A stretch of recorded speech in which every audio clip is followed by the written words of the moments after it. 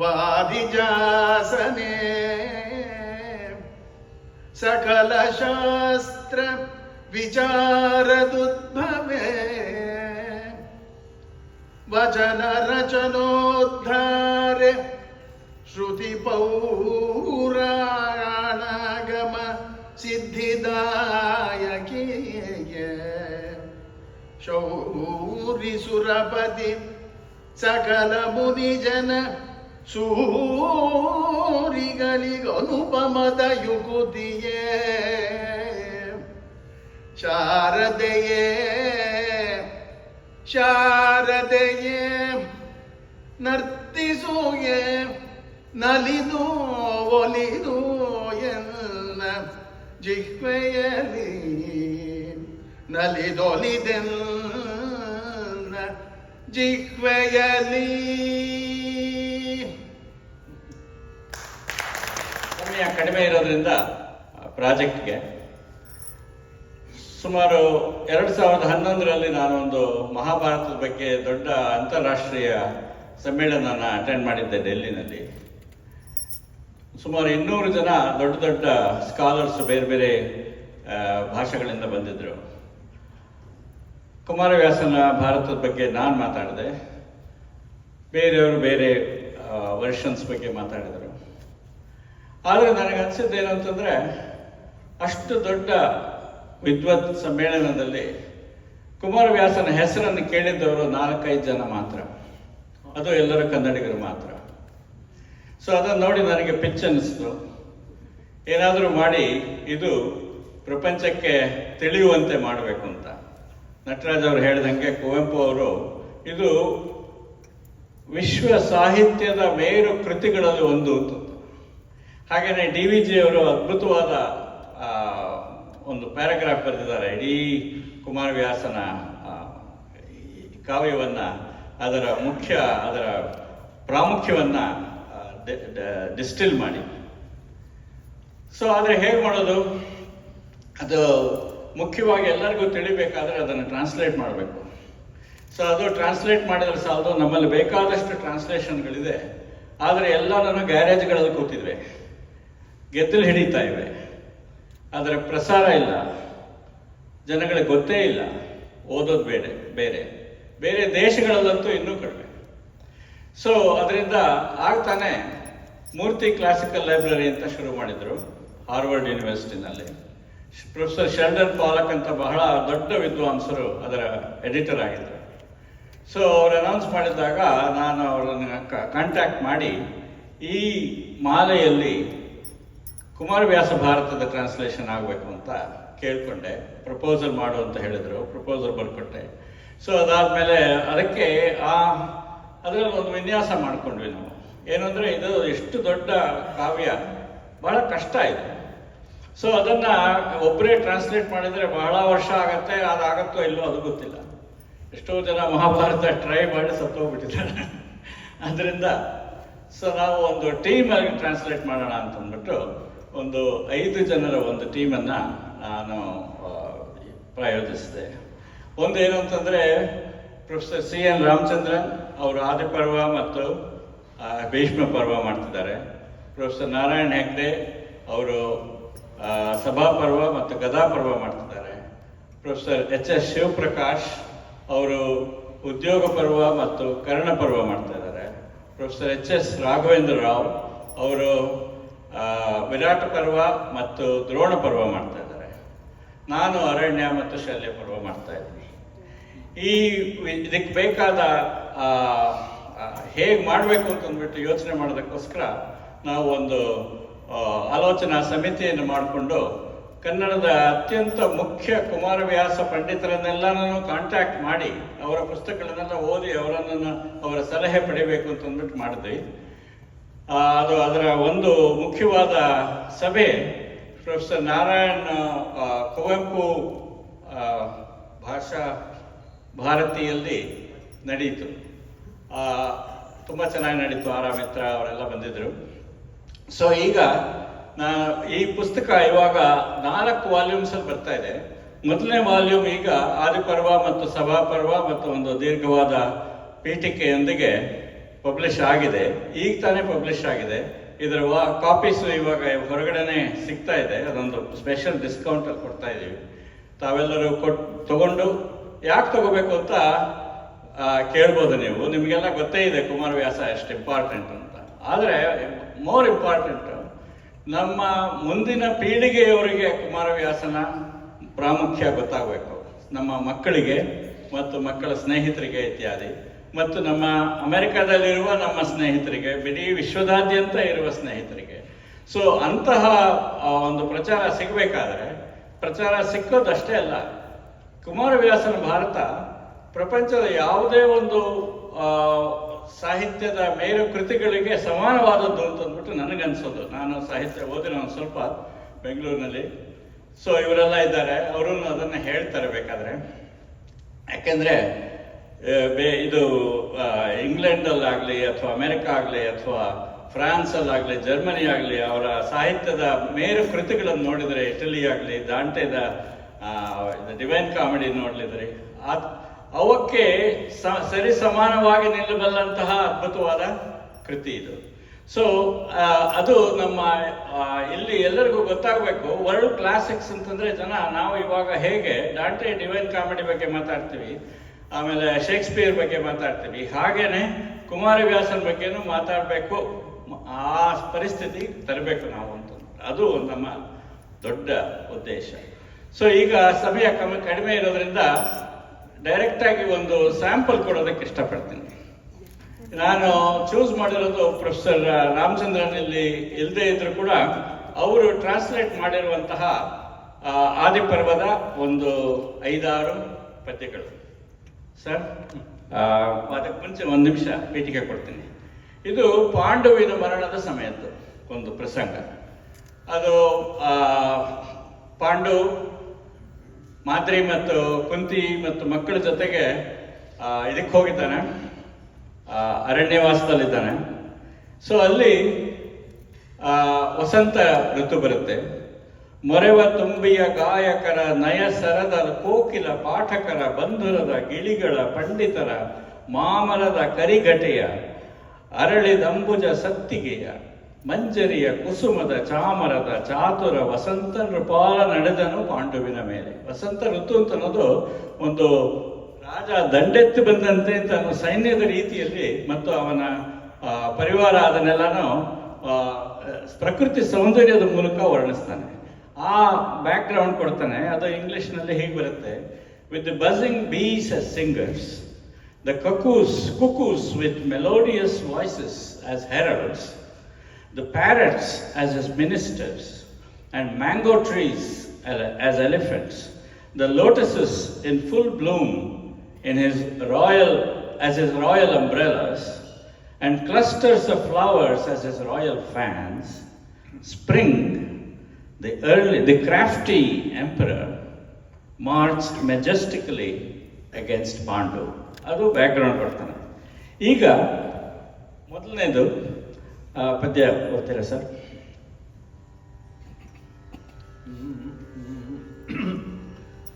ಸಾರಿ, ಒಂದು ನಿಮಿಷ ಅಷ್ಟಕ್ಕೆ ಮುಂಚೆ. ಅವಾಗ ಅವನು ಮಾದ್ರಿ ನೋಡ್ತಾನೆ. ಮಾದ್ರಿ ಸುಂದರವಾಗಿ ಸ್ನಾನ ಮಾಡಿಕೊಂಡು ಕೂದಲನ್ನ ಒರೆಸ್ಕೋತಾ ಬರ್ತಾ ಇದ್ದಾಳೆ. ಸೊ ಅಲ್ಲಿ he will see that. ಮೊರೆವ ತುಂಬಿಯ ಗಾಯಕರ ನಯಸರದ ಕೋಕಿಲ ಪಾಠಕರ ಬಂಧುರದ ಗಿಳಿಗಳ ಪಂಡಿತರ ಮಾಮರದ ಕರಿಘಟೆಯ ಅರಳಿದಂಬುಜ ಸತ್ತಿಗೆಯ ಮಂಜರಿಯ ಕುಸುಮದ ಚಾಮರದ ಚಾತುರ ವಸಂತ ನೃಪಾಲ ನಡೆದನು ಪಾಂಡುವಿನ ಮೇಲೆ.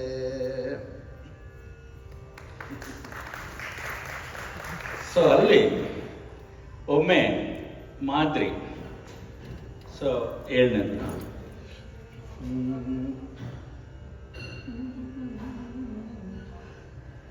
ಆ ವಸಂತದಳೊಮ್ಮೆ ಮಾದ್ರೀದೇವಿ ವನದೊಳಗಾಡುತ್ತಿದ್ದಳು, ಹೂವಿನಲ್ಲಿ ಸರ್ವಾಂಗ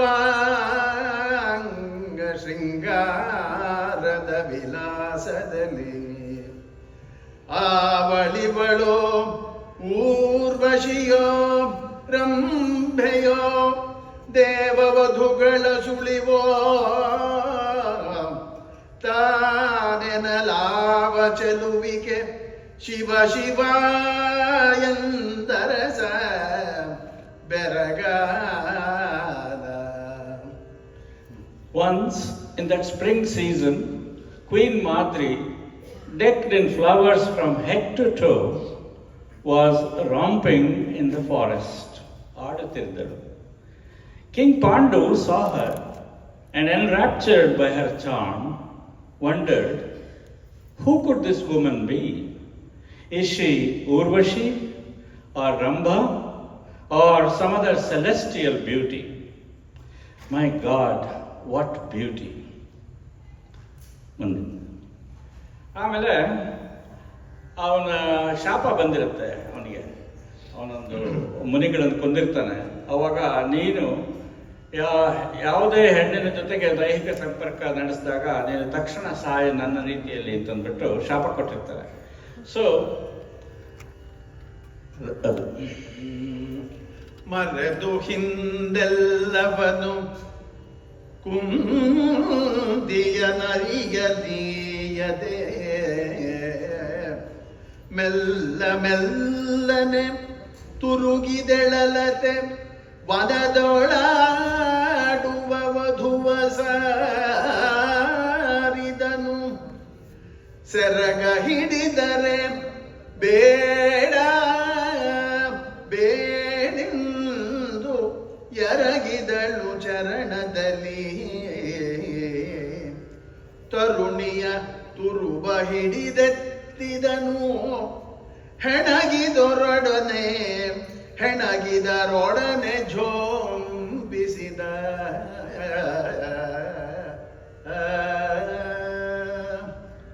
ಆ ಶಾಪ ಗೊತ್ತಿತ್ತು ಅವನಿಗೆ. ಆದರೂ ಕೂಡ ಆ ಉನ್ಮಾದದಲ್ಲಿ ಅವನ ಪ್ರಜ್ಞಾಸಾಗರಗಳು ಮಧ್ಯ ಕಟಿ ಜಾನ್ವಂಗ್ರಿ ಮಿತವಾಯಿತು ಅಂತ ಬಹಳ ಬ್ಯೂಟಿಫುಲ್ ಆಗಿ ಹೇಳ್ತಾನೆ. ಸೊ ಅದಕ್ಕೆ ಅಬ್ಲಿವಿಯಸ್, ಈಗ ಓದಿದ ಪದ್ಯ, oblivious to everything that had happened in the past, carefully avoiding Kunti's eyes, he slowly approached the young woman playing in the forest of tender creepers. As he pulled at her sari, she pleaded with him to stop, crying, "No, no," and bowing to his feet, he pulled her up by her hair and forced himself upon her despite her struggle. ಕೊಂದೆಲ ಕಡುಪಾಪಿ ಮರೆದ ಹಿಂದೆ ಮಾಡಿದ ಕೃತ್ಯವನು ಮುನಿಯಂದ ನುಡಿಹೊಳ್ಳಹುದೇ ಸುಡುದಿರ್ವಿಷಯ ಕೆಡಿಸದಲ ಬೆಂದುದೇ ನಿನ್ನರಿವು ಧೈರ್ಯವನಿಂದು ನೀಗಿದೆಯ ಅಕಡ ನಿನ್ನಯ ನಂದನರಿಗೆ ಆರುಂಟು ಎನ್ನುತ್ತ ಹೆಣಗಿದಳು ಲಲಿತಾ. ಮಾದ್ರಿ ಹೆಣಗ್ತಾಳೆ, ಕೊಂದೆಲ ಕಡುಪಾಪಿ.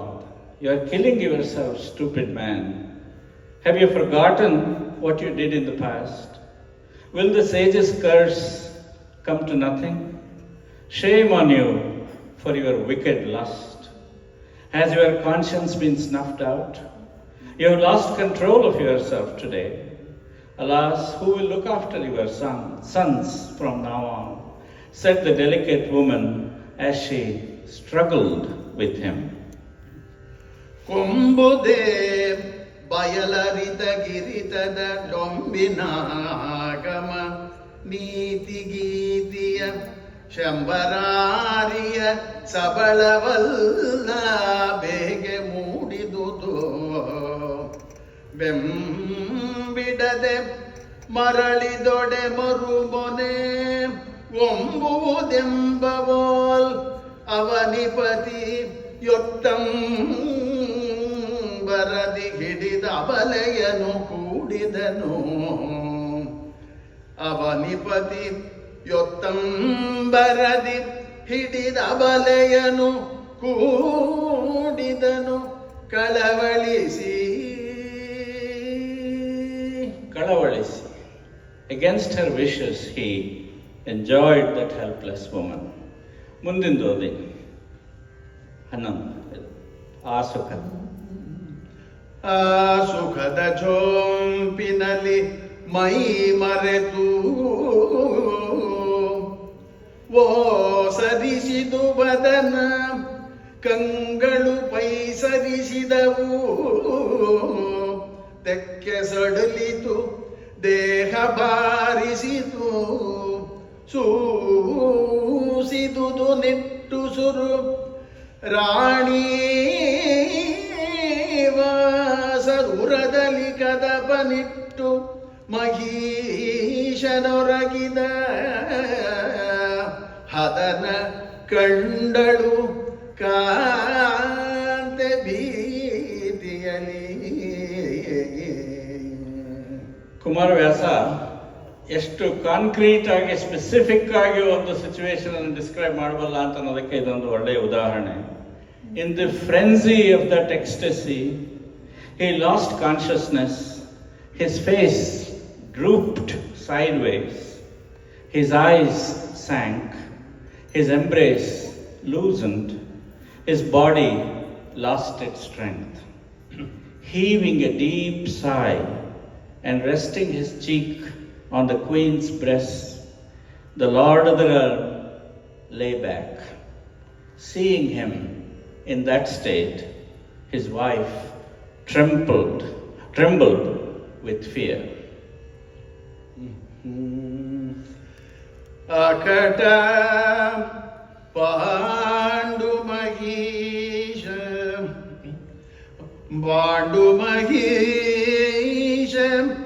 ವಿಷಕಲ್ನಿಕೆಯನೆಲ್ಲದು ಮುಟ್ಟಿದೆಯೇ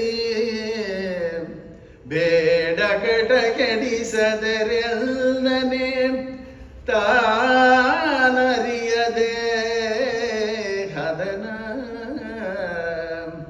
ಪ್ರಕಟ ಗುರುಕುಲ ತಿಲಕರಿ ಬಾಲಕನಾರಿಗೆ ಕೊಟ್ಟೆ ತನ್ನೊಡನ ಕಟ ಮುನಿದೈ ಮಾತನಾಡು ಎಂದೊರಲಿದಳು ಮಾತೆ. Alas, King Pandu, you touched me, a poisoned woman. I begged you not to violate me.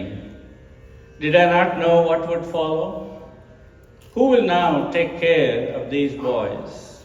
Clearly the best in the Kuru lineage. Are you angry with me? Talk to me, Madri cried piteously.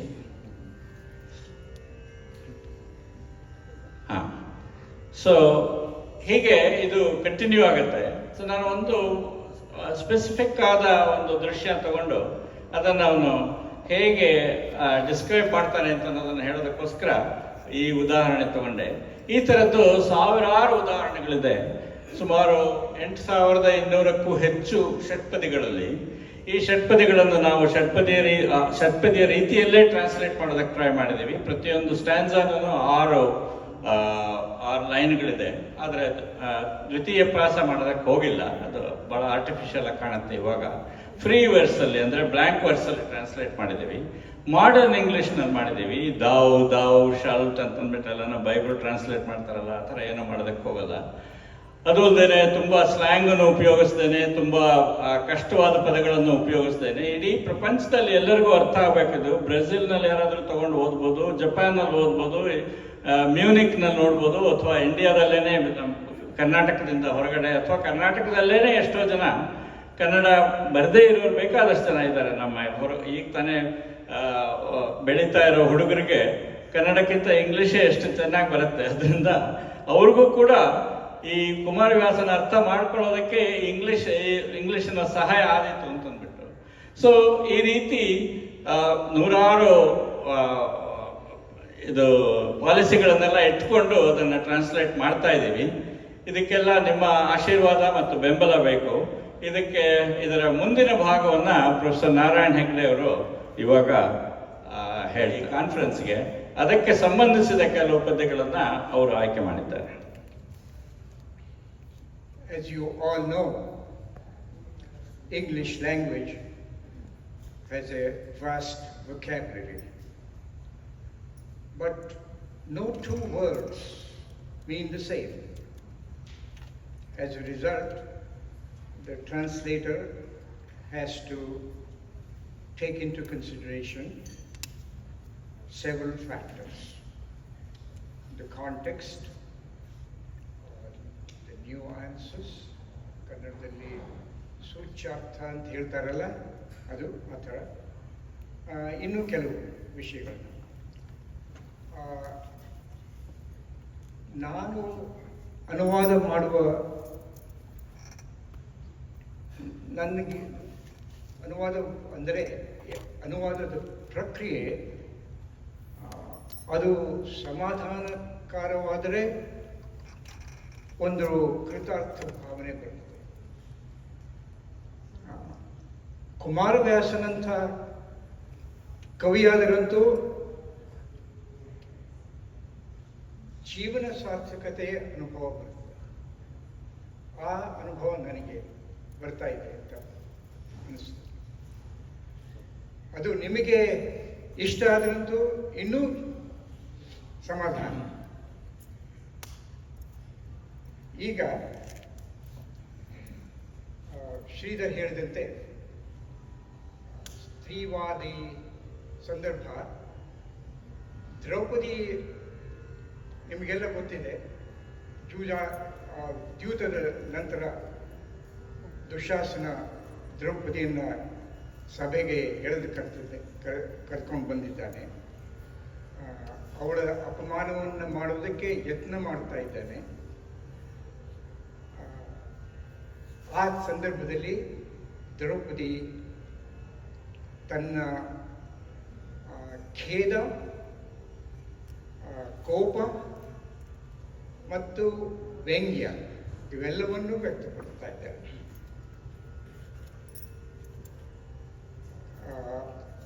ನಮ್ಮಲ್ಲಿ ಒಂದು ಜನಪ್ರಿಯ ಹೇಳಿಕೆ ಇದೆ: ಅಹಲ್ಯ ದ್ರೌಪದಿ ಸೀತಾ ತಾರಾ ಮಂಡೋದರಿ ತಥಾ ಪಂಚಕನ್ಯಾಂ ಸ್ಮರೇ ನಿತ್ಯಂ ಮಹಾಪಾತಕ ನಾಶನಂ.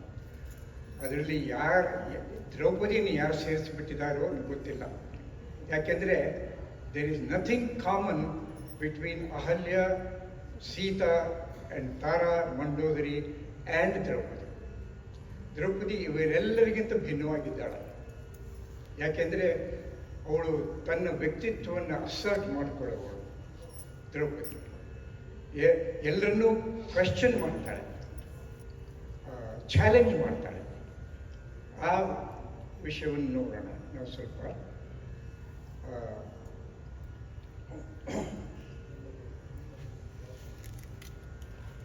61ನೇದು. ಅಕಟ ಧಮ್ಮಜ ಭೀಮ ಫಲುಗುಣ ನಕುಲ ಸಹದೇವಾದ್ಯರಿರ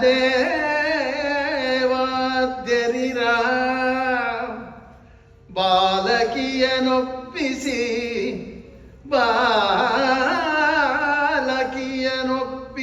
ಕೊಟ್ಟಿರೇ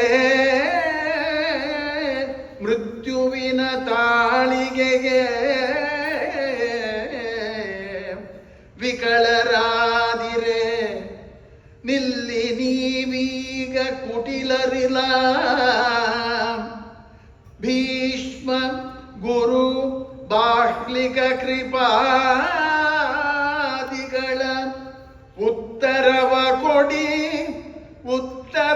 ಕೊಡಿ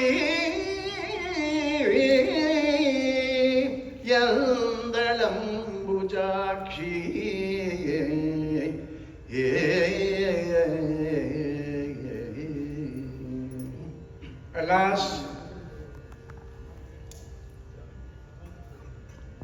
Alas, Dharmaja, Bhima, Falguna, Nakula, Sahadeva, have you delivered this helpless girl? ಮೂಲದಲ್ಲಿ ಕೇವಲ ಬಾಲಕಿ ಅಂತಿದೆ, ಅದನ್ನ ಅನುವಾದ ಮಾಡಬೇಕಾದ್ರೆ ಹೆಲ್ಪ್ಲೆಸ್ ಗರ್ಲ್ ಅಂತ ಅನುವಾದಕರು ಹೇಳಿದ್ದಾರೆ. ಅದಕ್ಕೆ ಕಾರಣ ನಿಮಗೆ ಗೊತ್ತಾಗುತ್ತೆ. ಬಾಲಕಿ ಅಂತಂದ್ರೆ ಇಲ್ಲಿ ಅಷ್ಟೇ ಇಲ್ಲ, ಗರ್ಲ್ ಅಷ್ಟೇ ಅಲ್ಲ, helpless girl. Have you delivered this helpless girl to the jaws of death? Have you lost your senses? Wait, Bhishma, Guru Drona, Valmika, Kripa and others, you are unbiased, are you not? ಅಕೂಟಲಿರುವ ಮೂಲದಲ್ಲಿದೆ. ಅದರ literal ಟ್ರಾನ್ಸ್ಲೇಷನ್ನು ನೀವು ಮೋಸ ಮಾಡೋದಕ್ಕೆ ಸಾಧ್ಯವಿಲ್ಲದವರು ಅಂತ ಆಗ್ತದೆ. ಅದರ ಬದಲು unbiased are you not, give me an answer, demanded the lotus eyed Draupadi. ಮುಂದಿಂದು 63. ಅರಿದು ಮೌನವೋ ಮೇಣು ಮಾನಿನಿಯೊರಲು ತಿರಲೆಂದಾದುಪೇಕ್ಷೆಯೋ ಮುರಿದು ನುಡಿಯುವುದಸಾಧ್ಯವೋ ಮೇಣಾವುದಿದರೊಳಗೆ ಅರಿಯಿರೆ ಸಮವರ್ತಿದು ತನ ಮರುಕವನು ನೀವೇಕೆ ನಿಮ್ಮನು ಮರದಿರೆ ಎಂದು ವಿಕರ್ಣ ಜರೆದನು ತತ್ಸಭಾಸದರ. ಇದು ವಿಕರ್ಣ ಹೇಳ್ತಾ ಇರೋ ಮಾತು, ದ್ರೌಪದಿ ಅಲ್ಲ, ದ್ರೌಪದಿ ಪರವಾಗಿ ಹೇಳ್ತಿದ್ದಾನೆ. ವಿಕರ್ಣ ಒಂದು ರೀತಿಯಲ್ಲಿ ಕೌರವರಿಗೆಲ್ಲ ಬ್ಲ್ಯಾಕ್ ಶೀಪ್, ಅವರ ವಿರುದ್ಧವಾಗಿ ಪಾಂಡವರ ಪಕ್ಷವಾಗಿ ಮಾತಾಡ್ತಾನೆ.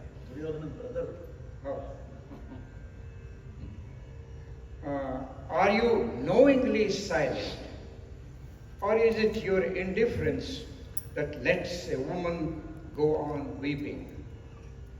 Is it impossible for you to speak bluntly? ಅಲ್ಲಿ ಮೂಲದಲ್ಲಿ ಮುರಿದು ಅಂತಿದೆ, ನಾವು ಕಡ್ಡಿ ಮುರಿದ ಹಾಗೆ ಮಾತಾಡ್ತೇವೆ ಅಂತ ಹೇಳ್ತೇವಲ್ಲ, ಆ ಅರ್ಥದಲ್ಲಿ ಹೇಳಿದಾನೆ. Is it impossible for you to speak bluntly? What is your reason? Do you not fear the wrath of Yama's enforcers? Why have you forgotten who you are? ಬಹಳ ಫಂಡಮೆಂಟಲ್ ಕ್ವೆಶ್ಚನ್ ಅದು. Why have you forgotten who you are? Vikarna berated the assembled men. ಕ್ರೂರನಿವ ದುಶ್ಯಾಸನನು ಗಾಂಧಾರಿ ಬಿಡಿಸವು ಸೆರಗ ಸೊಸೆಯಲ್ಲಾರು ಹೇಳವು ತಂಗಿಯಲ್ಲ ನಿಮಗೆ ಭಾನುಮತಿ ವೀರ ಸೈಂಧವನರಸಿ ರಾಜಕುಮಾರಿ ನೀನಾದಿಯ ನಾದಿನಿಯಲ ಖಳರೌರವದೊಳತ್ತುವನು ಬಿಡಿಸು ಹೊರಳಿದಳು ತರಳೆ.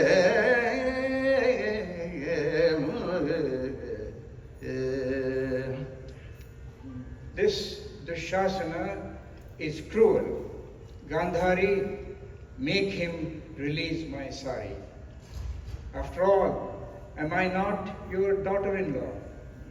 Bhanumati, Tell me, am I not your younger sister? Am I not younger sister to you? You, the queen of brave Jayadratha, princess, are you not my sister-in-law? This villain is thrusting me into a gruesome hell. Make him let go of me, wailed Draupadi. ಮುಂದಿಂದು 75. ಪತಿಗಳೆನ್ನನು ಮಾರಿ ಧರ್ಮಸ್ಥಿತಿಗೊಂಡರು ಭೀಷ್ಮ ಮೊದಲಾದ ಧಿರಥರು ಪರಹಿತವ ಬಿಸುಟರು ವ್ಯರ್ಥ ಭೀತಿಯಲಿ ಸುತನ ಸಿರಿ ಕಡು ಸೊಗಸರ ಭೂಪತಿಗೆ ಗಾಂಧಾರಿಗೆ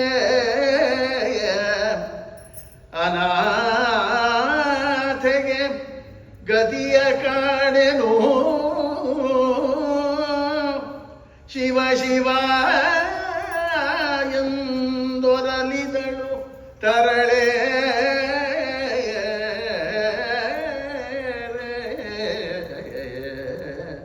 ಒರಲಿದಳು ತರಳೆ.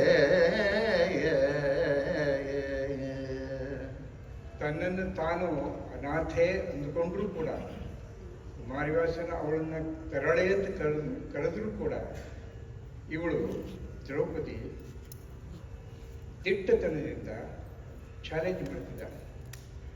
ಪತಿಗಳೆನ್ನನ್ನು ಮಾರಿ ಧರ್ಮಸ್ಥಿತಿಯ ಕೊಂಡರು. ಅದನ್ನು ನಾನು translate ಮಾಡಿರೋದು, ಮೈ husbands, not 1, not 2, not 3, 5 husbands. ಪ್ರತಿಯೊಬ್ಬರು ಅತಿರಥರು ಮಹಾರಥರು. ಅಂಥವರು ನನ್ನನ್ನು ಮಾರಿ, my husbands have sold me away for a righteous posture. ಧರ್ಮಸ್ಥಿತಿಯ ಕೊಂಡರು. ಇಂಗ್ಲಿಷ್ ಲ್ಯಾಂಗ್ವೇಜ್ನಲ್ಲಿ ಬೇಕಾದಷ್ಟು ಚಾಯ್ಸಸ್ ಇವೆ. ಪಾಶ್ಚರ್ ಅನ್ನೋದಕ್ಕೆ ಅದರ ಬದಲು ಪೊಸಿಷನ್ ಅಂತಲೂ ಹೇಳ್ಬೋದಾಗಿತ್ತು. ಆದರೆ ಪಾಶ್ಚರ್ ಅಂತ ಮಾಡಿದ್ದು ಯಾಕೆ ಅಂತಂದರೆ, ಪೋಸ್ ಅನ್ನೋ ಒಂದು ಅರ್ಥ ಇದೆ. ಒಂದು ಜಂಬದ ಒಂದು ಟಿವಿಯಿಂದ ಮಾಡ್ತಿದ್ದಾರೆ ಇವರು, ಅವರಿಗೆ ನಾಚಿಕೆ ಇಲ್ವೇ ಅನ್ನೋ ರೀತಿಯಲ್ಲಿ ಚಾಲೆಂಜ್ ಮಾಡ್ತಿದ್ದಾರೆ. ಪತಿಗಳನ್ನು ಮಾರಿ my husbands have sold me away for a righteous posture. Out of needless fear, intrepid heroes like Bhishma have cast aside the interest of others. The king and Gandhari are rejoicing in their son's glory. ಮುಂಚಿನ 73ನೇ ಪದ್ಯದಲ್ಲಿ ಮಹಿಳೆಯರನ್ನ ಬೇಡ್ಕೊಳ್ತಿದ್ದಾರೆ. ಒಂದು ನಾವೆಲ್ಲ sister ಅಲ್ವೇ ಅನ್ನೋ ರೀತಿ. ಈಗ ಗಾಂಧಾರಿಗೆ ಒಂದು ರೀತಿಯಲ್ಲಿ ಬೈತಾ ಇದ್ದಾಳೆ, ಹೆಣ್ಣಾಗಿ ನನ್ನನ್ನು ಬಿಟ್ರೆ ಮಾಡಿದ್ದಿಲ್ಲ ಗಾಂಧಾರಿ ಅನ್ನೋ ರೀತಿ. You are rejoicing in the son's glory. Gandhari, the king and the Gandhari are rejoicing in their son's glory. Shiva Shiva, this helpless woman has nowhere to turn, wailed the young woman. ಕೇಳಿದನು ಮುರವೈರಿ ತನ್ನಯ ಮೇಳದ ಐವರಸತಿಯ ಹುಯ್ಯಲ ನಾಳಿನೊಂದಪಮಾನ வாழ்ದಂಗೆಂಬ ನುಡಿಯಿಂದ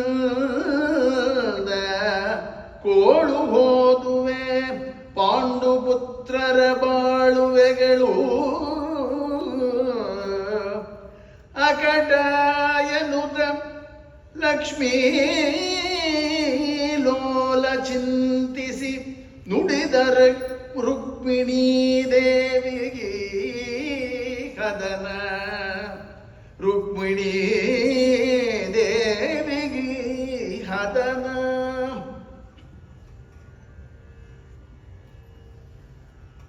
ಆಳಿನೊಂದು ಅಪಮಾನವಾದ ಆಳ್ದಂಗೆ, ಆಳಿನೊಂದು ಆಳ್ದಂಗೆ ಎಂಬ ನುಡಿ. ಅಂದರೆ ಭಗವಂತ ಕೃಷ್ಣ ಸಂಪೂರ್ಣವಾಗಿ ತನ್ನ ಭಕ್ತರಿಗೆ ಸಮರ್ಪಣೆ ಮಾಡುವ ಉದಾಹರಣೆ ಇಲ್ಲಿದೆ. ಒಂದು ರೀತಿ ಗಾದೆ ಮಾತು. ಇದು ಈ ಪದ್ಯ, ಇದು ಮತ್ತು ಮುಂದಿನ ಪದ್ಯ ಇಡೀ ಕುಮಾರವ್ಯಾಸನ ಭಕ್ತಿ ಒಂದು ನಿದರ್ಶನ. ಕೃಷ್ಣ ಕಥೆ,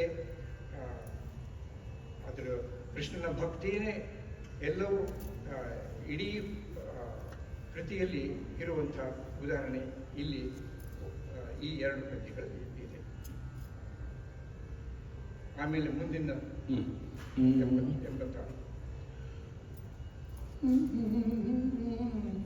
ಕ್ರೂರ ದುರ್ಯೋಧನನು ದ್ರುಪದ ಕುಮಾರಿ ಪಾಂಚಾಲಯನು ಸಭೆಯಲ್ಲಿ ಸೀರೆಯನು ಸುಲಿಯಲ್ಕೆ ಕಾಯೈ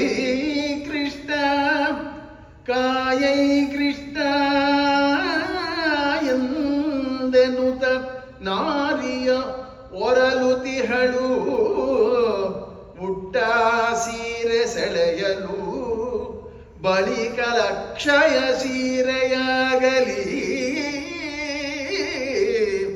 ಎಂದ ಗದುಗಿನ ವೀರನಾರಾಯಣ.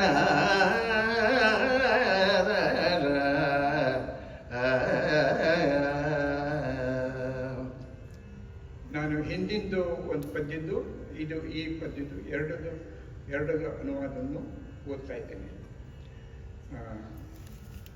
ಕೇಳಿದನು ಮುರಬೈಲಿ. Krishna, the foe of Mura, heard the wailing of the wife of his beloved Pandavas. And, as the saying goes, the servant's humiliation is also the master's. Wondering, are the lives of the Pandavas ruined? Krishna, beloved of Lakshmi, felt worrying and described the situation to Rukmini. Now, this one. The cruel Duryodhana is having Drupada's daughter Panchali stripped of her sari in the assembly, and she is wailing, "Protect me, Krishna." While her sari is being pulled away, may it become unending, declared Veeranarayana of Gadu.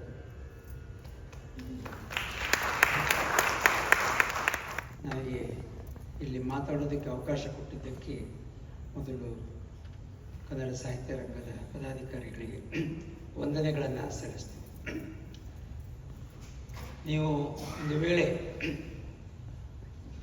ಕರ್ನಾಟಕಕ್ಕೆ ಬಂದು ಕರ್ನಾಟಕದ ಚಿತ್ರದುರ್ಗದಿಂದ ಸೊಲ್ಲಾಪುರಕ್ಕೆ ಹೋಗುವ ರಾಷ್ಟ್ರೀಯ ಹೆದ್ದಾರಿಯಲ್ಲಿ ಪ್ರಯಾಣ ಮಾಡಿದರೆ ಗದಗ ಮತ್ತು ಹುಬ್ಬಳ್ಳಿಯ ನಡುವೆ ಎಡಗಡೆಗೆ ಒಂದು ಊರು, ಬಲಗಡೆಗೆ ಒಂದು ಊರು ಸಿಗುತ್ತೆ. ಎಡಗಡೆಗೆ ಸಿಗುವ ಊರು ಕೂಳಿವಾಡ, ಬಲಗಡೆಗೆ ಸಿಗುವ ಊರು ಅಣ್ಣಿಗೇರಿ. ಇವೆರಡರ ನಡುವಣ ಅಂತರ ಇವತ್ತು ಸುಮಾರು 10 ಮೈಲಿ. ಈ ಎರಡು ಊರುಗಳು ಕರ್ನಾಟಕದ ಅತ್ಯದ್ಭುತವಾದ ಇಬ್ಬರು ಕವಿಗಳಿಗೆ ಜನ್ಮ ಕೊಟ್ಟ ಊರುಗಳು. ಕೋಳಿವಾಡದಲ್ಲಿ ನಾವೀಗ ಪರಿಶೀಲಿಸ್ತಾ ಇರ್ತಕ್ಕಂಥ ಕುಮಾರವ್ಯಾಸ, ಅವನ ಹೆಸರು ಕೂಡ ಗೊತ್ತಿಲ್ಲ ನಮಗೆ. ನಾರಾಯಣಪ್ಪ ಅಂತ ನಮ್ಮ ಊಹೆ ಅಷ್ಟೇ. ಅವನ ಬಗ್ಗೆ ನಮಗೆ ಗೊತ್ತಿರುವ ಖಚಿತವಾದ ವಿಚಾರ ಒಂದೇ ಒಂದು ಕೋಳಿವಾಡದವನಷ್ಟೇ, ಬಿಟ್ಟು ಇನ್ನೇನೂ ಗೊತ್ತಿಲ್ಲ. ಅಣ್ಣಿಗೇರಿಯಲ್ಲಿ ಪಂಪ ಹುಟ್ಟಿದ. ಪಂಪ ವೇಮುಲವಾಡದಲ್ಲಿ ಅರಿಕೇಸರಿಯ ಜೊತೆಯಲ್ಲಿ ಇದ್ದರೂ ಕೂಡ ತಂದೆಯ ಜೊತೆಗೆ ಅವನ ತಾಯಿಯ ತಂದೆಯ ಊರು ಅಣ್ಣಿಗೇರಿ. ಆ ಅಣ್ಣಿಗೇರಿಯಲ್ಲಿ ಅವನು ಬಾಲ್ಯವನ್ನು ಕಳೆದ. ಅವನು ಕನ್ನಡವನ್ನು ಕಲಿತದ್ದು ಅಣ್ಣಿಗೇರಿಯಲ್ಲಿ. ಈ ಇಬ್ಬರು ಮಹಾಕವಿಗಳು 500 ವರ್ಷಗಳ ಅಂತರದಲ್ಲಿ 10 ಮೈಲಿಗಳ ಫಾಸಲೆಯಲ್ಲಿರ್ತಕ್ಕಂಥ ಊರುಗಳಲ್ಲಿ ಜನಿಸಿದರು. ಬಹುಪಾಲು ಕನ್ನಡಿಗರಿಗೆ ಆ ಎರಡೂ ಸ್ಥಳಗಳ ಮಹತ್ವ ಇವತ್ತು ಗೊತ್ತಿಲ್ಲ. ಈ ಇಬ್ಬರು ಕವಿಗಳು ಇನ್ನಕ್ಕೊಂದು ಹೊಸ ಸಾಮ್ಯ ಇದೆ. ಇಬ್ಬರು ಮಹಾಭಾರತವನ್ನು ಬರೆದರು, ಇಬ್ಬರು 10 ಪರ್ವಗಳನ್ನಷ್ಟೇ ಬರೆದರು. ಆದರೆ ಇಬ್ಬರ ಕಾವ್ಯದಲ್ಲಿ ಅಗಾಧವಾದ ಅಂತರ ಇದೆ. ಪಂಪನ ಕಾವ್ಯ ಒಂದು ಕಾಂಪ್ಯಾಕ್ಟ್ ಆದ, ಸಮೃದ್ಧವಾದ ಒಂದು ಕ್ಲೋಸ್ ಸ್ಟ್ರಕ್ಚರ್, ಅದರೊಳಗಡೆಗೆ ಏನನ್ನೂ ಸೇರ್ಸಕ್ಕಾಗೋದಿಲ್ಲ. ಕುಮಾರವ್ಯಾಸದ್ದು ಹೆಚ್ಚು ವಿವೃತವಾದದ್ದು, ಓಪನ್. ಅದರ ಒಳಗಡೆ ಕಥಾಭಾಗಗಳನ್ನು, ಪದ್ಯಗಳನ್ನು ಸೇರಿಸಿ ಬರೀಬಹುದು. ಮುಂದೆ ಸುಮಾರು ಒಂದು 200-300 ವರ್ಷಗಳ ಕಾಲ ಕುಮಾರವ್ಯಾಸ ಭಾರತದ ಬೇರೆ ಬೇರೆ ಪ್ರತಿಗಳನ್ನು ಮಾಡಿದಂಥ ಹಸ್ತಪ್ರತಿಕಾರರು ಅವನ ಕೃತಿಗಳ ಒಳಗೆ ತಾವೇ 10 ಪದ್ಯಗಳನ್ನು, ಕೆಲವು ಕಡೆ ಕೆಲವು ಪ್ರಸಂಗಗಳನ್ನು ಬರೆದು ಸೇರಿಸ್ಬಿಟ್ಟಿದ್ದಾರೆ. ಅವನ ಭಾಮಿನಿ ಷಟ್ಪದಿಯಲ್ಲಿ ಬರೆದರೆ ಕೆಲವು ಕಡೆ ರಗಳೆಗಳನ್ನು ಬರೆದು ಸೇರಿಸ್ಬಿಟ್ಟಿದ್ದಾರೆ. ಉದಾಹರಣೆಗೆ ಅಭಿಮನ್ಯುವಿನ ಮರಣದ ಸಂದರ್ಭದಲ್ಲಿ ಸುಭದ್ರೆಯ ವಿಲಾಪವನ್ನು, ಕರ್ಣನ ಮರಣದ ಸಂದರ್ಭದಲ್ಲಿ ದುರ್ಯೋಧನನ ವಿಲಾಪವನ್ನು ರಗಳೆಗಳಲ್ಲಿ ಬರೆದು ಸೇರಿಸ್ಬಿಟ್ಟು. ಅದಕ್ಕೆ ಕಾರಣ ಇದೆ, ನಾನು ಅದರ ಚರ್ಚೆಗೆ ಹೋಗೋದಿಲ್ಲ. ಈ ಮಾತು ಯಾಕೆ ಹೇಳಿದೆ ಅಂದರೆ, ಐರಾವತ ಪ್ರಸಂಗವನ್ನು ಕುಮಾರವ್ಯಾಸ ಬರೆದಿದ್ದರೂ ಕೂಡ ಕುಮಾರವ್ಯಾಸನ ಭಾರತದಲ್ಲಿ ಅದು ಭಾಗ ಆಗ್ಬಿಟ್ಟಿದೆ. ಹಾಗೆಯೇ ತ್ರಿಪುರ ದಹನ ಪ್ರಸಂಗ ಕೂಡ ಕುಮಾರವ್ಯಾಸನ ಕರ್ಣಪರ್ವದ ಭಾಗವಾಗ್ಬಿಟ್ಟಿದೆ. ಈ ಮಾತು ಯಾಕೆ ಹೇಳಿದೆ ಅಂತಂದರೆ, ಈ ಭಾರತದ ಜೊತೆಗೆ ಕನ್ನಡಿಗರ ಅನುಸಂಧಾನ ಬಹಳ ವಿಚಿತ್ರವಾದದ್ದು, ದೀರ್ಘವಾದದ್ದು. ಅವರ ತಮ್ಮ ಕಾವ್ಯ ಅಂತ ಅಂದ್ಕೊಂಡ್ಬಿಟ್ಟಿದ್ದಾರೆ. ಬರೆದವನು ಕುಮಾರವ್ಯಾಸ ಆದರೂ ಕೂಡ ನಾವು ಇದರ ಹಕ್ಕುದಾರರು, ನಾವಿದನ್ನು ಬೇಕಾದ ರೀತಿಯಲ್ಲಿ ಪ್ರಸ್ತುತಪಡಿಸ್ತೀವಿ ಅಂತ ಅಂದ್ಕೊಂಡಿದ್ದಾರೆ. ಬಹಳ ಒಳ್ಳೆಯ ವಿಚಾರ. ಆ ಕಾರಣದಿಂದಲೇ ಪಂಪನ ಕಾವ್ಯದ 1.5 ಹಸ್ತಪ್ರತಿ ಮಾತ್ರ ಕರ್ನಾಟಕದಲ್ಲಿ ಸಿಗೋದು. ಅದು ಅರ್ಧ ಪ್ರತಿ ಕರ್ನಾಟಕದಲ್ಲಿ, 1 ಪ್ರತಿ ಬಿಹಾರದಲ್ಲಿ ಸಿಕ್ತು, ಆರಾದಲ್ಲಿ. ಕುಮಾರವ್ಯಾಸನ ಪ್ರತಿಗಳು, ಅಸಂಖ್ಯಾತ ಪ್ರತಿಗಳು ಕರ್ನಾಟಕದಲ್ಲಿವೆ. ಅದೆಷ್ಟು ಜನಪ್ರಿಯವಾಗಿತ್ತು ಅಂದರೆ, ಮರಾಠಿ ಭಾಷೆಗೆ ಅವನಿಗಿಂತ ನಂತರ ಬಂದಂಥ ಚಂದ್ರಕವಿ ಅನ್ನೋನು ಮರಾಠಿಗನ್ನು ಅನುವಾದ ಮಾಡ್ತಾನೆ. ಅದರ 1 ಪ್ರತಿ ಗುಜರಾತ್ನಲ್ಲಿ ಸಿಗುತ್ತೆ. ಅದರಲ್ಲಿ ಅದನ್ನು ಮಹಾಜನಿ ಲಿಪಿಯಲ್ಲಿ, ಗುಜರಾತಿ ಲಿಪಿಯಲ್ಲಿ ಬರ್ಕೊಂಡು ಹೋಗಿದ್ದಾರೆ. ಭಾಷೆ ಕನ್ನಡನೇ, ಅದರ ಲಿಪಿ ಮಹಾಜನಿ. ಅಂದರೆ ಅದರ ಜನಪ್ರಿಯತೆ ಅಷ್ಟು ಪ್ರಮಾಣದಲ್ಲಿತ್ತು. ಅಷ್ಟೇ ಅಲ್ಲ, ಜನ ಇದನ್ನ ಅನುಸಂಧಾನ ಹೇಗೆ ಮಾಡ್ತಾ ಇದ್ರು, ಓದ್ತಾ ಇದ್ರು, ಓದಿಸ್ತಾ ಇದ್ರು, ಗಮಕವನ್ನು ಮಾಡ್ತಾ ಇದ್ರು, ವ್ಯಾಖ್ಯಾನವನ್ನು ಮಾಡ್ತಾ ಇದ್ರು.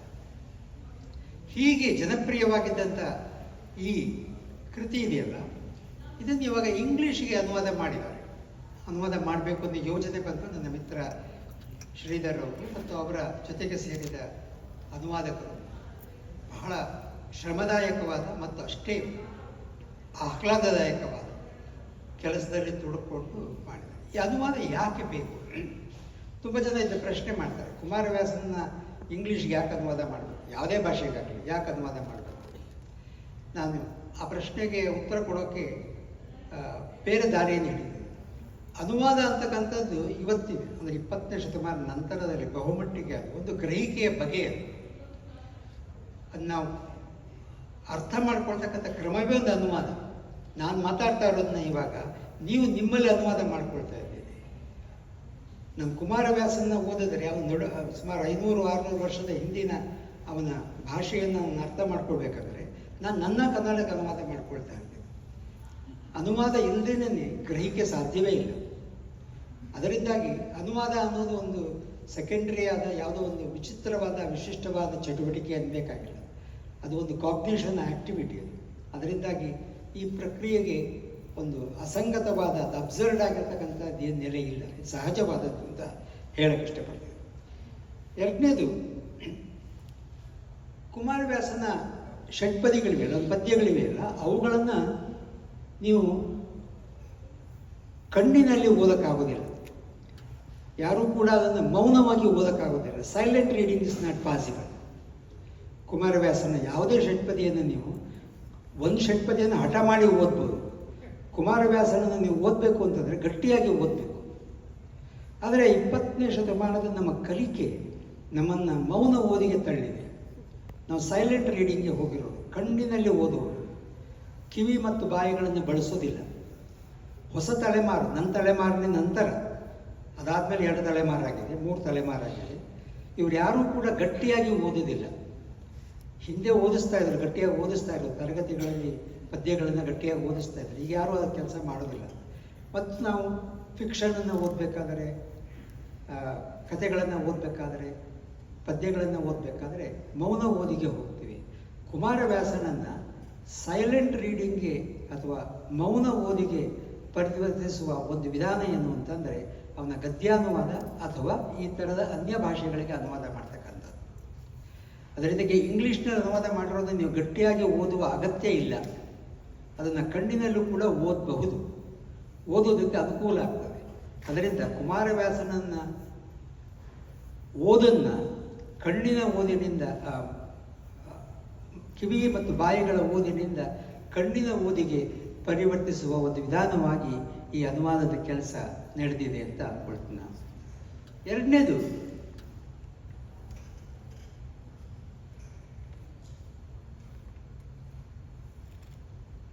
ನಡುಗನ್ನಡದ ರಚನೆ ಇದೆಯಲ್ಲ, ಇವುಗಳನ್ನ ಓದಬೇಕಾದ್ರೆ ಬಹಳ ಕಷ್ಟ ಇದೆ. ನಡುಗನ್ನಡ ಅನ್ನೋದು ನಮ್ಮ ಕನ್ನಡನೇ ಆದರೂ ಕೂಡ ಹಳೆಗನ್ನಡಕ್ಕಿಂತ ಭಿನ್ನವಾದದ್ದು.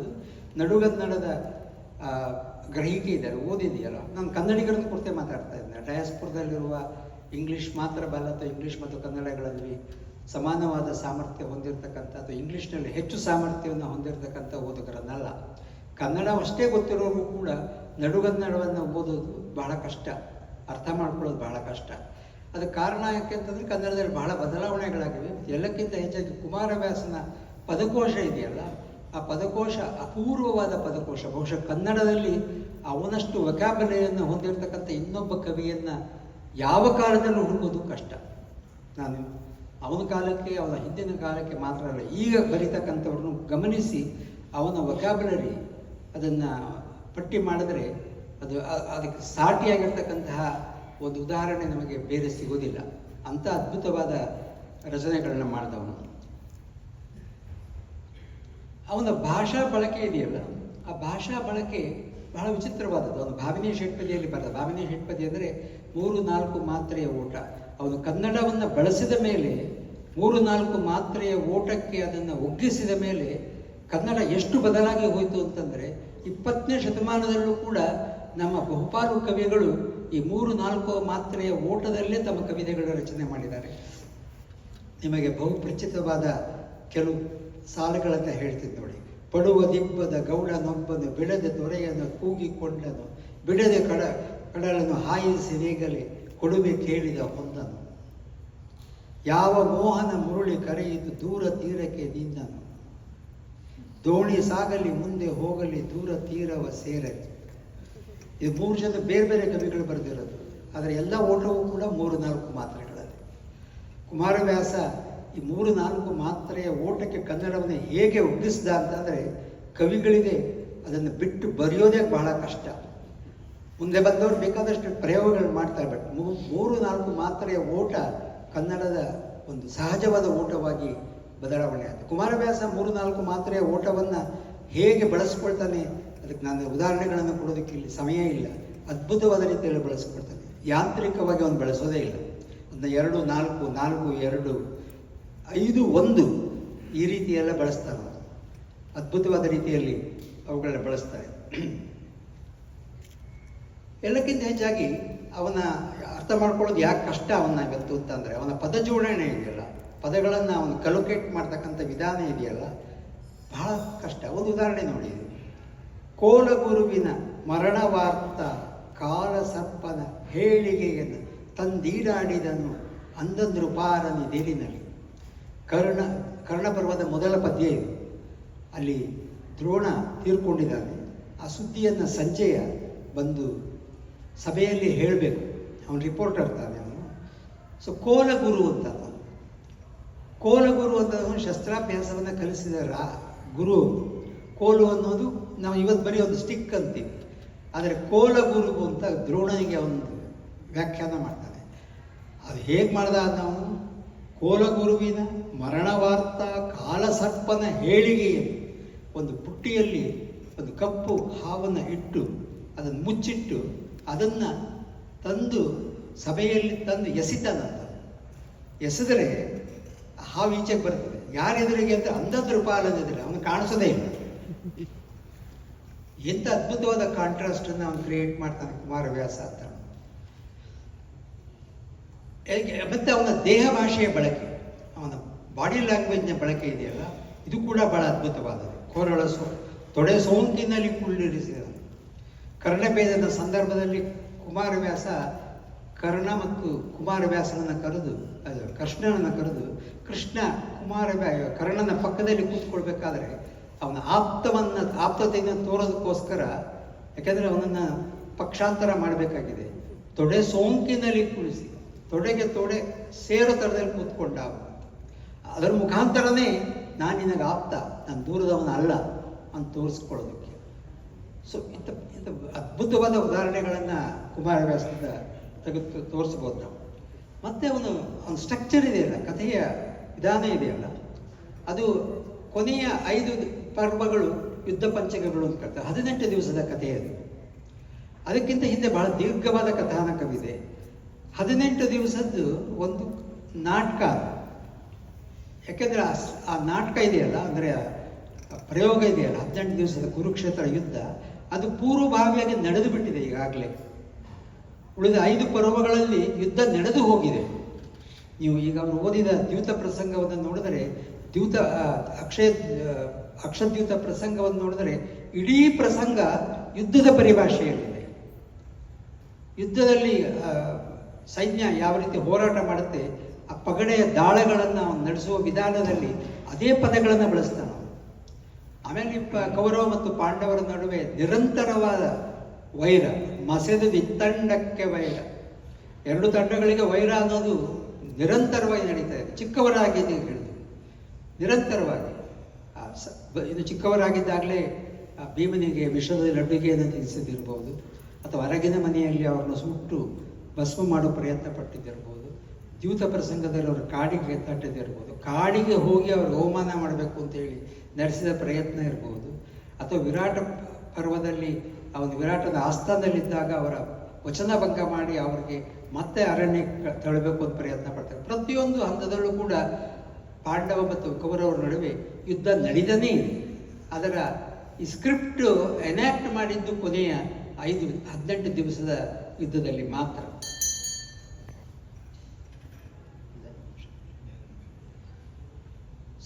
ಈ ಕುಮಾರವ್ಯಾಸನ ಕೆಲವು ಅವನ ದಿನನಿತ್ಯದ ವ್ಯವಹಾರದ 100 ಪದಗಳ ವ್ಯವಹಾರಗಳನ್ನು ಯಾವ ರೀತಿ ತನ್ನ ಕಥನಕ್ಕೆ ತಗೊಂಡ್ಬರ್ತಾನೆ ಅಂತ ಅನ್ನೋದಕ್ಕೆ 1-2 ಉದಾಹರಣೆಗಳನ್ನು ನಿಮಗೆ ಕೊಡ್ತೀನಿ. ಒಂದು, ಪಾಂಡವರು ಮತ್ತು ಕೌರವರು ಯುದ್ಧ ಮಾಡ್ತಾ ಇರುವಾಗ ಒಂದು ದಿವಸ ಯುದ್ಧ ಮುಗಿದಿರುತ್ತೆ, ಮಾರನೇ ದಿವಸ ಬೆಳಗಾಗ್ತದೆ. ಹಿಂದೆ 2 ತಂಡಗಳಲ್ಲೂ ಕೂಡ ನಾಳೆ ಬೆಳಗ್ಗೆ ಯುದ್ಧ ಆದರೆ ಹೇಗೆ ಯುದ್ಧ ಮಾಡಬೇಕು ಅನ್ನೋ ಒಂದು ಆತಂಕ ಇರ್ತದೆ. ಬೆಳಗಾಗಬಾರದು ಅಂತ ಕಾಯ್ತಾ ಇರ್ತಾರೆ, ಆದರೆ ಬೆಳಗಾಗೋಗ್ಬಿಡುತ್ತೆ. ಆಗ ಅವನು ಬಳಸುವ ಮಾತೇನು ಅಂದರೆ, ಗರ್ಭ ಬಲಿಯದೆ ಹಗಲ ನೀದುವುದು ರಾತ್ರಿ. ಒಂದು ಅಬಾರ್ಷಣ ಆಗ್ಬಿಟ್ಟಿದೆ. ಗರ್ಭ ಬಲಿಯದೆ ಹಗಲ ನೀದುವುದು ರಾತ್ರಿ. ಅವನು ಎಲ್ಲಿ ಈ ಚಿತ್ರವನ್ನು ನೋಡಿದ್ದ, ಯಾವ ಪ್ರಸಂಗಕ್ಕೆ ತಗೊಂಬಂದಿರ್ತಾನೆ, ಇದು ಊಹೆ ಮಾಡೋದು ಕೂಡ ಸಾಧ್ಯ ಇಲ್ಲ. ಆಮೇಲೆ ಇನ್ನೊಂದು ಚಿತ್ರವನ್ನು ನಾನು ಹೇಳಬೇಕು. ಅದು ಇನ್ನು ಇರುಳಗಾಳಗದಲ್ಲಿ ಭಗದಂತ ಸುಪ್ರತೀಕ ಗಜದ ಮೇಲೆ ಕುಳಿತುಕೊಂಡು ಕತ್ಲೆಯಲ್ಲಿ ಒಂದು ಬರ್ತಾ ಇರಬೇಕಾದ್ರೆ ಆ ಆನೆ ಅದರ ದಂತಗಳು ಹೇಗೆ ಕಾಣಿಸ್ತಾ ಇದ್ವು ಅಂದರೆ, ಬಿಗಿದು ಕಟ್ಟಿದರೋ ಕಾರಿರುಳ ತೋರಣವ ಚಂದ್ರ ತೋರಣವ, ಬಿಗಿದು ಕಟ್ಟಿದರೋ ಕಾರಿರುಳ ಪಟ್ಟಣಕ್ಕೆ ಚಂದ್ರ ತೋರಣವ. ಕಾರಿರುಳ ಪಟ್ಟಣಕ್ಕೆ ಚಂದ್ರನ ತೋರಣವನ್ನು ಕಟ್ಟಿದರೇನು ಅನ್ನೋ ಥರದಲ್ಲಿ ಈ ಸುಪ್ರತೀಕ ಗಜದ ಆನೆಯ ದಂತಗಳು ಕಾಣಿಸೋದು. ನೀವು ಯಾರಾದರೂ ಸಾಲ್ವಡೋರ್ ಡಾಲಿಯ ಒಂದು ಸರಿಯಲಿಸ್ಟಿಕ್ ಇಮೇಜ್ ಥರ ಕಾಣಿಸುತ್ತೆ. ಅದು ಅವನ ಚಿತ್ರಗಳನ್ನು ನೋಡಿದ್ರೆ ಕಾಣಿಸುವ ರೀತಿಯ ಚಿತ್ರ ಇದೆ. ಇಂಥ ಹಲವಾರು ಪ್ರಸಂಗಗಳನ್ನ ಕಾಣಿಸ್ಬೋದು. ಆಮೇಲೆ ಅವನ ಭಾಷೆಯ ರಚನೆ ಇದೆಯಲ್ಲ, ಒಂದು ಪದ್ಯವನ್ನು ನಾನು ಓದಿ ನನ್ನ ಮಾತು ಮುಗಿಸ್ತೀನಿ. ಅದು ಅವರಿಗೆ ಎತ್ಕೊಂಡಂಥ ದ್ರೌಪದಿಯ ವಸ್ತ್ರಾಪರಣ ಸಂದರ್ಭದಲ್ಲಿ ಆಕೆಯನ್ನು ಸಭೆಗೆ ಕರ್ಕೊಂಡು ಬಂದಿರ್ತಕ್ಕಂಥ ಪ್ರಸಂಗ. ಬೆದರು ಗಂಗಳ ಬಿಟ್ಟ ಮಂಡೆಯ ಹುದಿದ ಆಹಾರವದ ತೊಡಗಿದ ಪದಯುಗದ ಮೇರುದಿ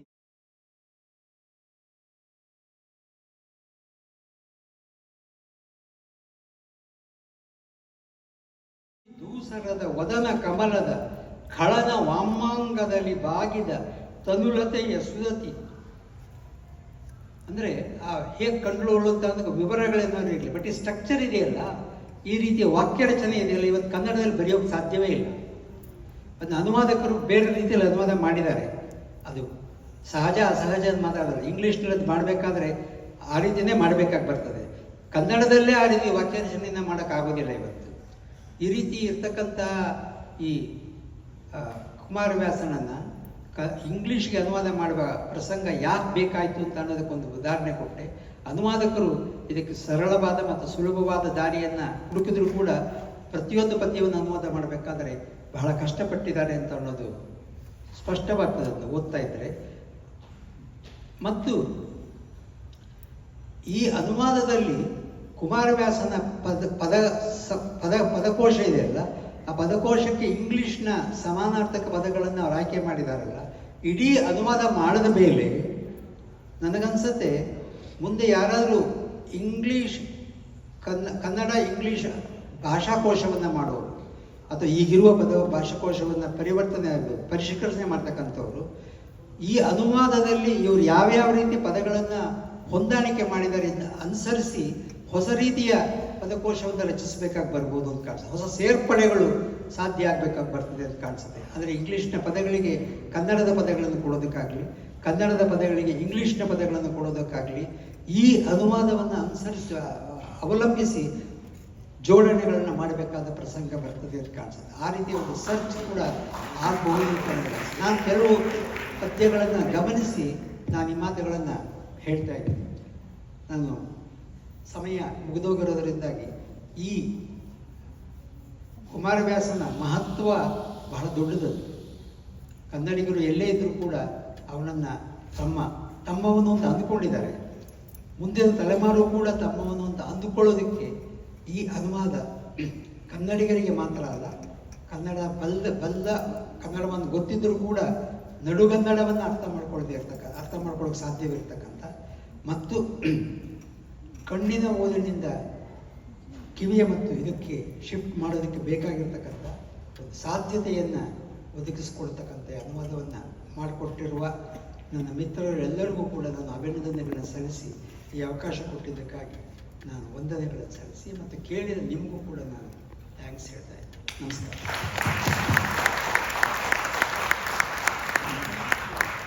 ಈ ನಾರಾಯಣ ಚತುಷ್ಟಯರ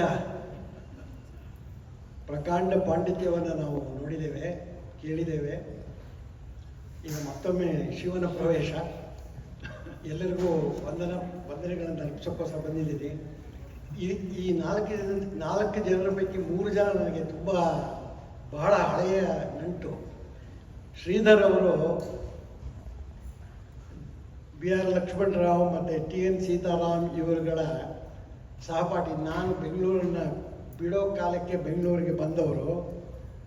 ಅಲ್ಲಿ ನಮ್ಮ ಒಂದು ಸಣ್ಣ ಭೇಟಿಯಾಗಿತ್ತು. ಆಮೇಲೆ ನಂತರ ನ್ಯೂಯಾರ್ಕ್ಗೆ ಕನ್ನಡ ಕೂಟದಲ್ಲಿ ನಾವು 75ರಿಂದ ಭೇಟಿ ಆಗ್ತಾ ಇದ್ದೇನೆ, ಒಂದೇ ಸಮ ಭೇಟಿ ಆಗ್ತಾ ಇದ್ದೀವಿ. ಜೊತೆಗೆ ಶ್ರೀಧರ್ ಅವರು ಸ್ಟೋನಿ ಬ್ರೂಕ್ ಯೂನಿವರ್ಸಿಟಿಯ ಒಂದು ಅಫಿಷಿಯಲ್ ಆದಂಥ ಒಂದು ರೆಕಗ್ನಿಷನ್ನ ಕನ್ನಡ ಸಾಹಿತ್ಯ ರಂಗಕ್ಕೆ ಕೊಟ್ಟಿದ್ದಾರೆ. ಅದು ನಮಗೆ ತುಂಬ ಹೆಮ್ಮೆಯ ವಿಚಾರ. ಯಾಕೆಂದರೆ ಅಕಾಡೆಮಿಷಿಯನ್ಸು ಕನ್ನಡ ಸಾಹಿತ್ಯ ರಂಗದ ಕೆಲಸವನ್ನು ಗಂಭೀರವಾಗಿ ಅವರು ತಗೊಂಡಿದ್ದಾರೆ. ಅವರು ಅದೇ ರೀತಿ ನಮಗೆ ಪ್ರತಿ ವರ್ಷವೂ ಒಂದು ಸಮ್ಮೇಳನದಲ್ಲೂ ನಮಗೆ ಸಹಕಾರವನ್ನು ಕೊಡ್ತಾ ಬರ್ತಾ ಇದ್ದಾರೆ. ಅದಕ್ಕಾಗಿ ಮತ್ತು ಅದ್ಭುತವಾದಂತಹ ಈ ಒಂದು ಕೆಲಸವನ್ನು ಕೈಗೆತ್ತಿಕೊಂಡು ಮಹಾಭಾರತವನ್ನು ಕನ್ನಡ ಬಾರದೇ ಇರತಕ್ಕಂಥವರಿಗೆ ಮತ್ತು ಇಂಗ್ಲೀಷ್ ಓದುಗರಿಗೆ ಇವರು ಅರ್ಪಿಸ್ತಾ ಇದ್ದಾರೆ. ಇದೊಂದು ತುಂಬ ಮಹತ್ವಾಕಾಂಕ್ಷೆಯ ಒಂದು ಅಭಿಯಾನ. ಈ ಕಾರ್ಯ ಆದಷ್ಟು ಬೇಗ ಕೈಗೂಡಲಿ ಅಂತ ನಾವೆಲ್ಲ ಪ್ರಾರ್ಥಿಸೋಣ. ಶ್ರೀಧರ್ ಅವರಿಗೆ ನನ್ನ ವಂದನೆಗಳು. ಮತ್ತು ನಾರಾಯಣ ಹೆಗ್ಡೆಯವರು ನನ್ನ ಮೊಟ್ಟ ಮೊದಲನೇ ಕವನ ಸಂಕಲನ ನಾನು ಅಮೆರಿಕನ್ ಆಗಿಬಿಟ್ಟೆ ಅದನ್ನು ಬಿಡುಗಡೆ ಮಾಡಿದಂಥ ಆವಾಗಲೇ ಅವರು ಇಂಗ್ಲೀಷ್ ಪ್ರೊಫೆಸರ್ ಆಗಿದ್ದರು. ನನ್ನ ಮೊದಲನೇ ಒಂದು ಸಂಕಲನಕ್ಕೆ ಅವರು ಬರೆದುಕೊಟ್ಟಂಥ ಒಂದು ವಿಮರ್ಶೆಯನ್ನು ಈಗಲೂ ಕೂಡ ನಾನು ಅವರ ಕೈ ಬರಹದಲ್ಲಿ ಬರ್ಕೊಟ್ಟಿದ್ದನ್ನು ಇಟ್ಕೊಂಡಿದ್ದೀನಿ ನಾನು. ಸೊ ನಾರಾಯಣ ಹೆಗ್ಡೆ ಅವರು 1985ಇಂದ ನನಗೆ ಪರಿಚಿತರು. ಅವರನ್ನು ನಾನು ಒಂದು ನಿಮಿಷ ಎಲ್ರಿಗೂ ಹೇಳ್ಬಿಡ್ತೀರಾ.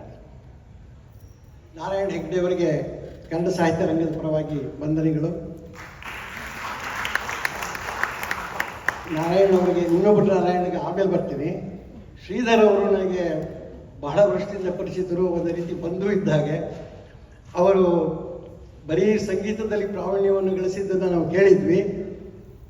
ಇದೇ ಮೊಟ್ಟ ಮೊದಲ ಬಾರಿಗೆ ಅವರ ಭಾರತ ವಾಚನದ ಪ್ರಾವೀಣ್ಯವನ್ನು ಕೇಳಿದ್ದೇವೆ.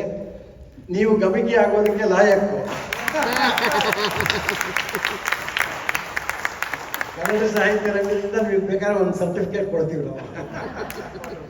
ಬಹಳ ಚೆನ್ನಾಗಿತ್ತು. ಎಲ್ಲ ಉತ್ತಮವಾದಂಥ ರಾಗಗಳನ್ನು ಅವರು ಉಪಯೋಗಿಸ್ಕೊಂಡು ಬಹಳ ಸುಶ್ರಾವ್ಯವಾಗಿ ಗಮಕ ವಾಚನವನ್ನು ಮಾಡಿದ್ದಾರೆ. ವಿರಳವಾಗಿ ಶಬ್ದಗಳನ್ನು ಚೆನ್ನಾಗಿ ಉಚ್ಚರಿಸಿ ಅದಕ್ಕೆ ಒಂದು ಜೀವಕಲೆಯನ್ನು ಕೊಟ್ಟಿದ್ದಾರೆ.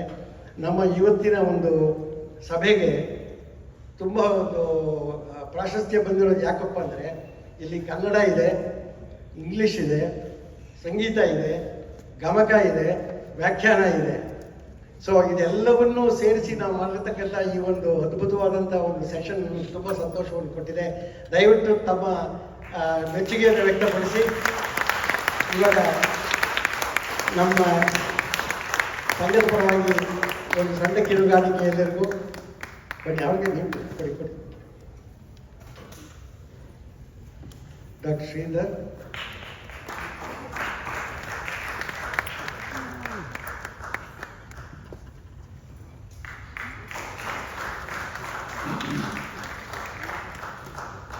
ಇದೆಯಾ? ಇದು ಇನ್ನೂ ಎರಡು ಇದೆಯಾ? ಕೊಡಿ ಕೊಡಿ.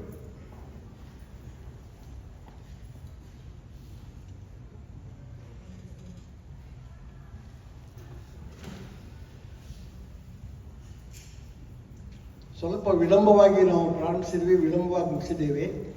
ಆದರೂ ಸಹ ಪರವಾಗಿಲ್ಲ ಅನಿಸುತ್ತೆ. ನಮ್ಮ ಘಂಟಾವಾದಕರು ಹೆಚ್ಚು ನಮಗೆ ಬಾಧೆ ಕೊಟ್ಟಿಲ್ಲ ಇವತ್ತು. ಅದಕ್ಕಾಗಿ ಅವರಿಗೆ ವಂದನೆಗಳು.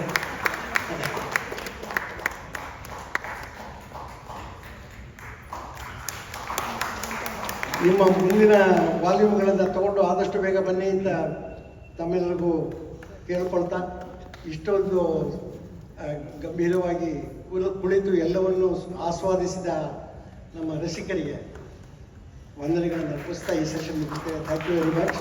ಶ್ರೀಧರ್ ಏನೋ ಹೇಳಬೇಕು ಅಂತ ಇಲ್ಲ. ಇದು ಪುಸ್ತಕಗಳು ಹೊರಗಡೆ ಇವೆ, ಕೇವಲ $25 ಕೀಪ್ಸೆ. ಆ ಪ್ರತಿಗಳು ಮುಗಿದು ಹೋಗಿ ಮುಂಚೆ ದಯವಿಟ್ಟು ಹೋಗಿ ಎಲ್ಲ ಕೊಂಡ್ಕೊಳ್ಳಿ. ಈಗ ಮಂಗಳದ 2 ಶ್ಲೋಕಗಳು ಹೇಳ್ತಾರೆ, ದಯವಿಟ್ಟು ಕೇಳಿಸ್ಕೊಳ್ಳಿ. 30 ಸೆಕೆಂಡ್ ಒಂದು ಲಿಬರ್ಟಿ ತಗೋಬೋದು ಇಲ್ಲಿ. ಹೇಳಿ ಹೇಳಿ. ಈ ಗಮಕದ ಎಂಗೇಜ್ಮೆಂಟು ಈ ಸಲ ಜಾಸ್ತಿ ಆಯಿತು. ನನಗೆ ಮೊದಲನೇ ಸಲ, ಬೇಕಾದಷ್ಟು ವರ್ಷಗಳಿಂದ ಕೇಳಿಸ್ಕೊಂಡಿದ್ದೀನಿ. ಬಟ್ ಮೊದಲನೇದಾಗಿ ತುಂಬ ಥ್ಯಾಂಕ್ಸ್ ಸಂಸ್ಥೆಗೆ ನನಗೆ ಅವಕಾಶ ಕೊಟ್ಟಿದ್ದಕ್ಕೆ. ಈ ಶ್ಲೋಕಗಳು ನನ್ನ ಮೇಲೆ ಬಹಳ ಇನ್ಫ್ಲೂಯೆನ್ಸ್ ಮಾಡ್ತಾ ಇತ್ತು. ಅದರಲ್ಲಿ ಈ ಒಂದು ಶ್ಲೋಕ ತುಂಬ ಇಮೋಷನಲ್ಲು ಆಗ್ತಾ ಇದ್ದೆ. ಅದನ್ನು 30 ಸೆಕೆಂಡಲ್ಲಿ ಮತ್ತೆ I want to leave that emotion with you. So I am going back for 30 seconds only and then ಮಂಗಳದ್ದು ಒಂದು ಹೇಳ್ಬಿಡ್ತೀನಿ. ಅಕಟ ಪಾಂಡು ಮಹೀಶ ವಿಷಕನ್ನಿಕೆಯನ್ನೆನ್ನನು ಮುಟ್ಟಿದೈ ಬೇಡಗಡ ಕೆಡಿಸದಿರೆನ್ನೆನೆ ತಾನರಿಯರೆ ಹದನ ಪ್ರಕಟ ಕುರುಕುಲ ತಿಲಕರಿ ಬಾಲಕನಾರಿಗೆ ಕೊಟ್ಟೆ ತನ್ನೊಡನಗಡ ಮುನಿದೈ ಮಾತನಾಡು. ಪಾಂಡುಕುಮಾರ ಅಷ್ಟೊತ್ತಿಗೆ Pandu he was already passing away. ಮಾತನಾಡು ಮಾತನಾಡು ಎಂದೊದಲಿದಳು ಮಾದ್ರಿ.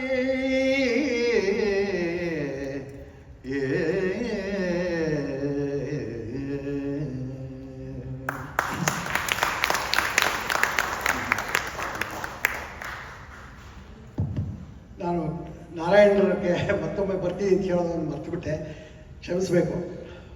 ನಾರಾಯಣರವರು ಒಂದು ದೃಷ್ಟಿಕೋನವನ್ನು ಕೊಟ್ಟರು ಇವತ್ತು. ಬಹಳ ಇಂಪಾರ್ಟೆಂಟ್ ವಿಚಾರ ಅದು. ಇವರುಗಳು ಭಾಷಾಂತರದಲ್ಲಿ ಮುಳುಗಿರ್ತಕ್ಕಂಥವ್ರು, ಅವರು ಭಾಷಾಂತರದ ಬಗ್ಗೆ ಮಾತಾಡಿದರು. ಆದರೆ ಇಡೀ ಭಾಷಾಂತರ ಪ್ರಕ್ರಿಯೆ ಬಗ್ಗೆ ಅವರು ಮಾತಾಡಿದ್ದು ಒಂದು. ಎರಡನೇ ಅಂಶ, ಕುಮಾರವ್ಯಾಸನ ವೈಶಿಷ್ಟ್ಯ, ಅವನ ಭಾಷೆಯ ವೈಶಿಷ್ಟ್ಯ. ಇವರು ಭಾಷಾಶಾಸ್ತ್ರಜ್ಞರು ಆಗಿರೋದರಿಂದ ನಾವ್ಯಾರೂ ಸುಲಭವಾಗಿ ಗ್ರಹಿಸದೇ ಇರತಕ್ಕಂಥ ವಿಚಾರಗಳನ್ನು ಅವರು ಗ್ರಹಿಸ್ಕೊಂಡಿರ್ತಕ್ಕಂಥವ್ರು.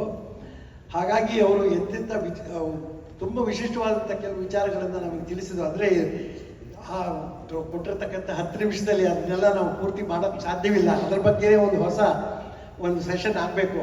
ಆ ಭಾಷಾಶಾಸ್ತ್ರಜ್ಞರ ದೃಷ್ಟಿಯಿಂದ ಕುಮಾರವ್ಯಾಸ ಅಂತ ಹೇಳಿ ಮೇ ಬಿ ಮುಂದಿನ ಒಂದು ಕನ್ನಡ ಸಾಹಿತ್ಯ ರಂಗದಲ್ಲಿ ಅಂಥ ಒಂದು ಸೆಷನ್ ಇಟ್ಕೊಳ್ಬೋದು ಅಂತ ಅಂದ್ಕೊಂಡಿದ್ದೀನಿ. ಕೆ ವಿ ನಾರಾಯಣ್ ಅವರಿಗೆ ನಮ್ಮ ಕನ್ನಡ ಸಾಹಿತ್ಯ ರಂಗದ ಪರವಾಗಿ ಮಂಗಳ. ಅರಸುಗಳಿಗಿದು ವೀರ, ದ್ವಿಜರಿಗೆ ಪರಮವೇದದ ಸಾರ, ಯೋಗೀಶ್ವರರ ತತ್ವ ವಿಚಾರ, ಮಂತ್ರಿ ಜನಕ್ಕೆ ಬುದ್ಧಿಗುಣ, ವಿರಹಿಗಳ ಶೃಂಗಾರ, ವಿದ್ಯಾಪರಿಣಿತರ ಅಲಂಕಾರ, ಕಾವ್ಯಕ್ಕೆ ಗುರುವೆನಲು ರಚಿಸಿದ ಕುಮಾರವು ವ್ಯಾಸ ಭಾರತದ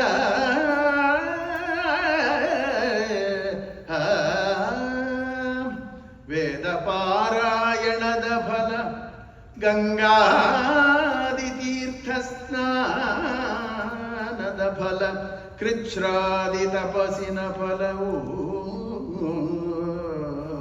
ಜ್ಯೋತಿಷ್ಠೋಮಯಾಗ ಫಲ, ಮೇದಿನಿಯನೊಲಿದಿದ್ದ ಫಲ, ವಸ್ತ್ರಾದಿ ಕನ್ಯಾದಾನ ಫಲಬಹುದು ಆದರಿಸಿ, ಭಾರತದೊಳೊಂದಕ್ಷರವ ಕೇಳ್ತರಿಗೆ.